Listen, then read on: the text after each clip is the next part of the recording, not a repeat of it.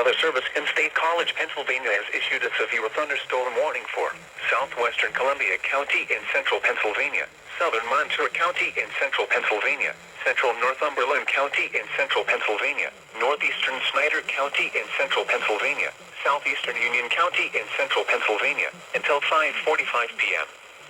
At 5:17 p.m., a severe thunderstorm was located over Sealands Grove, moving northeast at 50 miles per hour.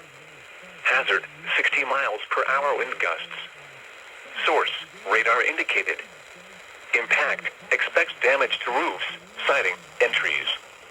Locations impacted include Bloomsburg, Sunbury, Shamokin, Sealands Grove, Danville, Northumberland, Winfield, Eliasburg, Fairview and Ferndale, Riverside, Trevorton and Shamokin Dam.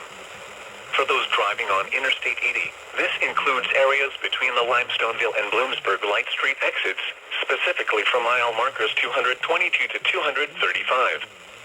For your protection, move to an interior room on the lowest floor of a building.